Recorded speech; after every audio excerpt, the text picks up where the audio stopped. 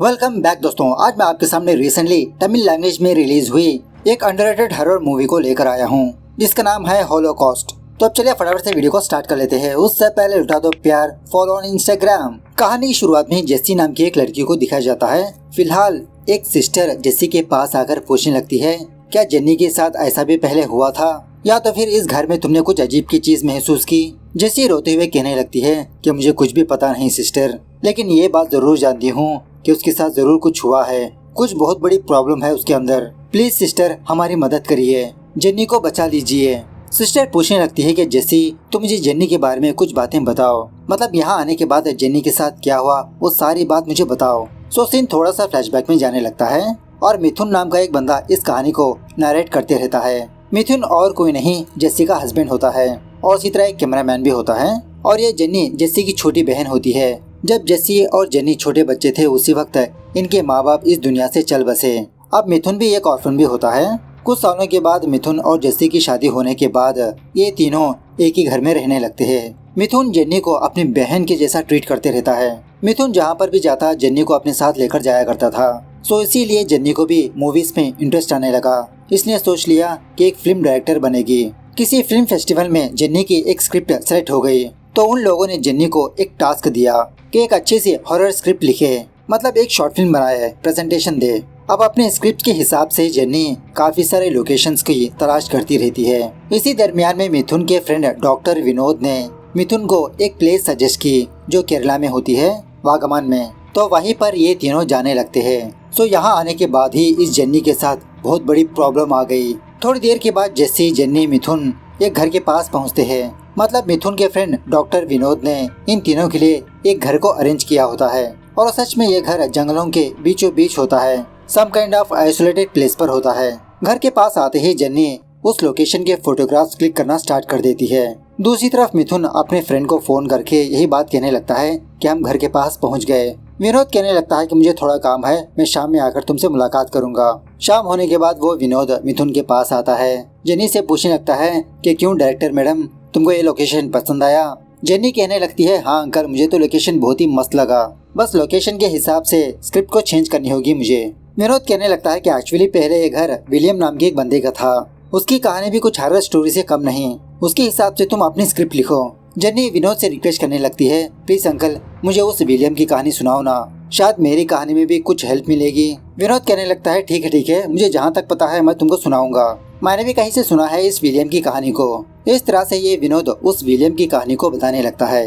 ये कहानी 1947 के दरमियान में चलती है। ये विलियम एडवर्ड नाम के एक बंदे का बेटा था। विलियम्स को एंटीक पीसेस कलेक्ट करना हॉबी होती है। इसका फादर एडवर्ड भी इसकी बहुत सपोर्ट करते रहता है। इसी दरमियान में हमारे देश को स्वातंत्र मिला, मतलब सारे ब्रिटिशर्स अपने देश वापस लौटने लगे। सो एडवर्ड और विलियम्स कुछ काम से नॉर्थ मलाबार को ट्रैवल करने लगे। उस जगह पर विलियम्स को कुछ बातें पता चली कि काफी सालों पहले यहाँ पर ज्यूइश रहा करते थे और इसी तरह काफी सारे रिचुअल्स भी किया करते थे और ऑलमोस्ट उनके सारे रिचुअल्स ब्लैक मैजिक से रिलेट करते थे। ऐसी किताबें पढ़कर विलियम्स ब्लैक मैजिक से अट्रैक्ट होने लगा। इन्हीं किताबों में विलियम्स को एक बॉक्स के बारे में भी पता चला। विलियम्स उस बॉक्स की खोज में लगा रहा। काफी दिन महीनों तक उस बक्से को ढूंढने लगा। फाइनली विलियम्स को वो बक्सा मिल गया जिसकी इसे तलाश थी। जब विलियम्स इस बक्से को अपने घर पर लाया तो उसके साथ कुछ अजीब सी घटनाएं पेश आने लगी, मतलब फिजिकली और मेंटली बहुत डिस्टर्ब होने लगा। एडवर्ड काफी सारे डॉक्टर्स को दिखाने लगा लेकिन विलियम्स ठीक ही नहीं हो पाया। उस बक्से के मिलने के 6 दिन के बाद विलियम्स अपने आप को मार लिया। उसके बाद एडवर्ड वापस इंग्लैंड चला गया। एडवर्ड जाने के बाद गाँव वाले यही समझने लगे कि विलियम्स की आत्मा अभी भी उस घर में भटक रही है। काफी सालों तक ये घर बंद पड़ा रहा। रिसेंटली विनोद के फ्रेंड ने इस घर को खरीदा, लेकिन जो कोई भी इस घर में रहने आता है उन लोगों को कुछ भी नहीं हुआ। जेन्नी पूछने लगती है, तो अंकल उस बक्से का क्या हुआ? विनोद कहने लगता है, पता नहीं उस बक्से का क्या हुआ, शायद इसी घर में कहीं पर होगा। और हाँ जेन्नी, तुम उस बक्से के बारे में ढूंढना मत अपने स्क्रिप्ट के चक्कर में। जेन्नी कहने लगती है, अरे अंकल मैंने तो बस ऐसे ही पूछ लिया, मैं एक सिस्टर को जानता हूँ, अगर तुम उसके बारे में कुछ पता करना चाहती हो तो उनसे जाकर मिल सकती हो। खैर ये सब कुछ होने के बाद जेन्नी वापस अपने कमरे में आकर अपने स्क्रिप्ट की प्रिपरेशन करती रहती है। जैसे जेन्नी के पास आकर कहने लगती है, अरे जेन्नी कल सुबह उठकर अपना काम कर लेना, अब देर रात हो गई, सो जाओ। उसके बाद जब जेसी वापस अपने कमरे पर आती है जेसी और मिथुन के बीच कुछ मुच्ची होने लगता है।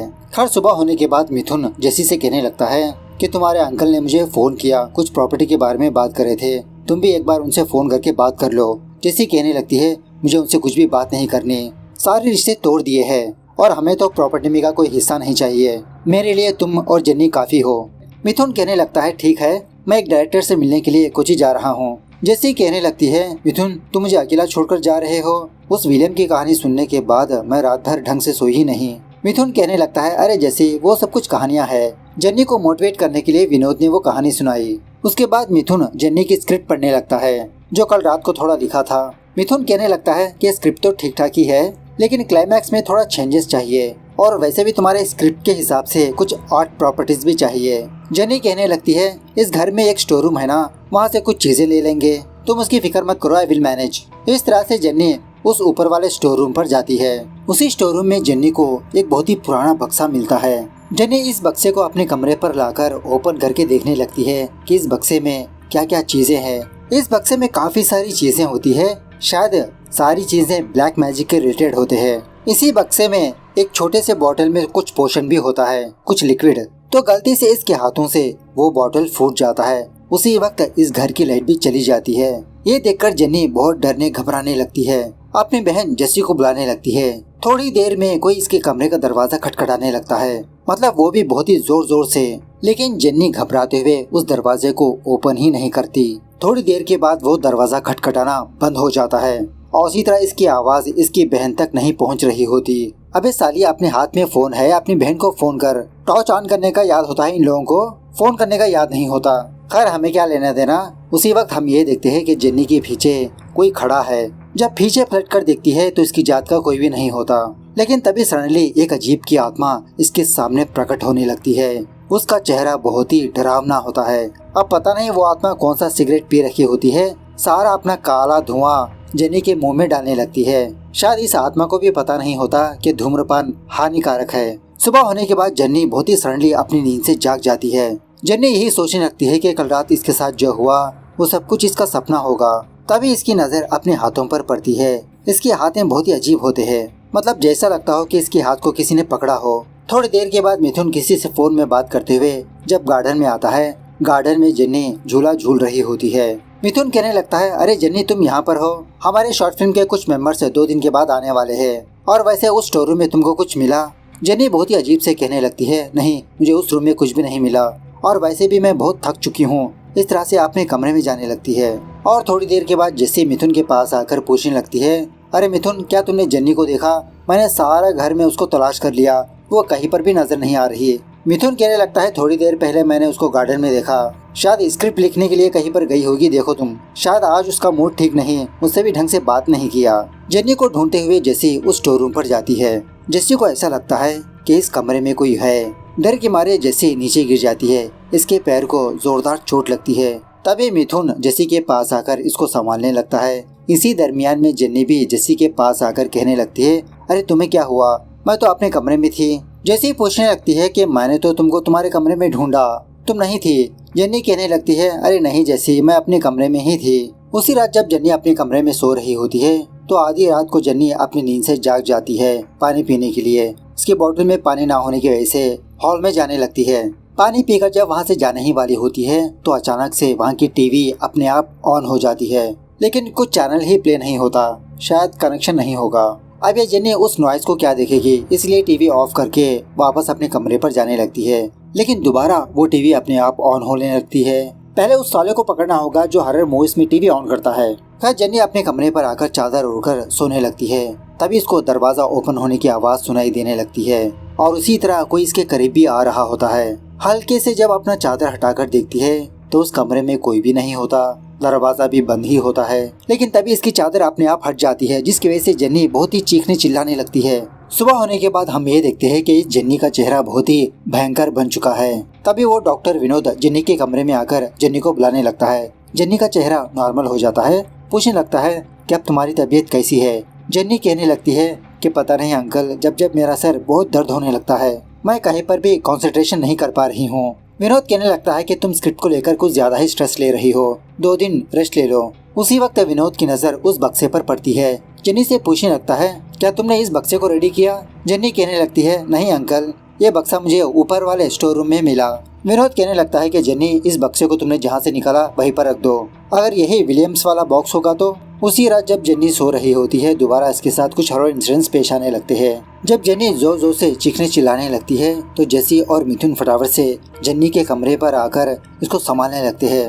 वाह बेटा, 3 दिनों तक इसकी आवाज सुनाई नहीं दी, आज जाके तुम दोनों को इसकी आवाज सुनाई दी। दूसरे दिन मिथुन जेनी को लेकर डॉक्टर के पास जाता है। डॉक्टर कुछ नहीं कहता, जेनी से कहने लगता है कि तुम अपना स्ट्रेस कम करो। उसी रात जब जेसी अपने कमरे में सो रही होती है तो बाहर कुछ आवाज आने पर जेसी अपने कमरे से हॉल पर जाती है तो टीवी ऑन होती है। जेसी टीवी ऑफ करके जब वापस अपने कमरे में जाने वाली होती है तो जेनी के कमरे का दरवाजा अपने आप ओपन हो जाता है।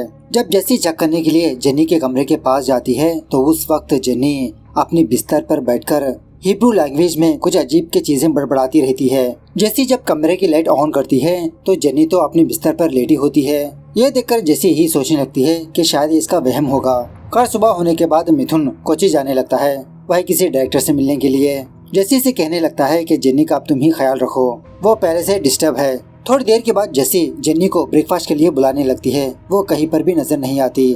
फाइनली इसको गार्डन में मिल जाती है। उस वक्त जेनी आसमान की तरफ देखकर कुछ अजीब की चीजें बड़बड़ाती रहती है। उसका चेहरा बहुत ही डरावना होता है। जेसी की आवाज सुनकर जेनी नॉर्मल होते हुए कहने लगती है, क्या तुम मुझे थोड़ी देर प्राइवेसी नहीं दे सकती? उसके बाद रात में डिनर प्रिपेयर करके जेनी को डाइनिंग टेबल पर बुलाती है। जेनी कहने लगती है, अरे वाह, तुमने तो बहुत ही अच्छा खाना बनाया आज। इस तरह से बहुत ही अजीब तरह से खाना खाने लगती है, जैसा लगता हो कि सालों की भूखी हो। जेसी तो शॉक में रह जाती है कि अचानक इसको क्या हो गया। यह होने के बाद जेसी जेनी के कमरे पर जाती है, उसको बस ऐसे ही चेक करने के लिए। जेनी जेसी से कहने लगती है कि जेसी, आज रात तुम मेरे पास ही सो जाओ ना। सो जेसी उसी तरह से अपनी बहन के पास सोने लगती है। आधी रात को जेसी ये देखती है कि जेनी अपने बिस्तर पर बैठकर कुछ बड़बड़ा रही है। जब जेसी जेनी को बुलाती है तो जेनी हाथ आगे करके किसी को दिखाने लगती है। तो तभी जेसी को एक बहुत ही भयंकर सा चेहरा नजर आता है। ये देखकर जेसी बहुत डरने लगती है, उसी के साथ साथ जेनी भी डरने लगती है। तभी उस कमरे में एक लाल लाइट आने पर जेनी बहुत ही अजीब की हरकतें करते हुए फड़फड़ाने लगती है, जैसा लगता है कि इसकी आत्मा कोई छीन रहा है। खैर उसके बाद दूसरे दिन 6th डे स्टार्ट होता है, मतलब जब से जेनी को वो बक्सा मिला वहाँ से 6th day scene present day पर शिफ्ट होता है। मतलब वही जेसी एक सिस्टर को बुलाकर यही सारी बातें बताने लगती है कि जेनी के साथ क्या हुआ, इसने क्या क्या चीजें देखी। सिस्टर कहने लगती है कि विनोद, मुझे लगता है कि मैं इस चीज को हैंडल नहीं कर पाऊंगी, फादर बेनेडिक्ट इसमें मदद कर सकते हैं। सिस्टर जाने के बाद जेसी अपने कपड़े शपड़े पैक करने लगती है। तभी मिथुन जेसी के पास आकर कहने लगता है कि यहाँ से जाने से प्रॉब्लम सॉल्व नहीं होगी, प्रॉब्लम यहीं पर स्टार्ट हुई और सोल्यूशन भी यहीं पर होगा। प्लीज जेसी, उस फादर को आने दो, देखते हैं क्या होता है। थोड़ी देर के बाद डॉक्टर विनोद फादर बेनेडिक्ट को लेकर मिथुन के पास आता है। बेनेडिक्ट के साथ साथ उसकी एक असिस्टेंट भी आती है। जेसी से पूछने लगती है कि आपने कहा ना कि जेनी के पास एक बक्सा है, क्या आप हमको उस बक्से को दिखा सकते हो? सो मिथुन वो बक्सा लाता है। विनोद उस लड़की से पूछने लगता है, क्या सिस्टर, क्या वो सारी कहानियाँ सच है? सिस्टर भी कहने लगती है, मुझे भी पता नहीं क्या सच है क्या झूठ है, लेकिन हम लोगों को कुछ चीजों पर यकीन रखनी चाहिए। बाद में वो फादर बेनेडिक्ट विनोद को बुलाकर पूछने लगता है, ये घर तुम्हारे फ्रेंड का है ना? विनोद कहने लगता है, हाँ फादर, इसको रिसोर्ट बनाने का सोच रहा है वो, पहले उसकी फैमिली यहीं पर थी। फादर पूछने लगता है, क्या उसके फैमिली के साथ कुछ अजीब की घटनाएं पेश आई थी? विनोद कहने लगता है, नहीं फादर, उनके साथ ऐसा कुछ भी नहीं हुआ। उसके बाद वो फादर उस सिस्टर के पास आकर इसी के बारे में डिस्कस करने लगता है कि मरिया, क्या हम जेनी को बचा पाएंगे? मरिया कहने लगती है कि फादर, मुझे भी कुछ ज्यादा आइडिया नहीं आ रहा, मुझे लगता है कि हम जेनी को बचा सकते हैं, लेकिन उसके अंदर के डेमन को डिस्ट्रॉय नहीं कर सकते।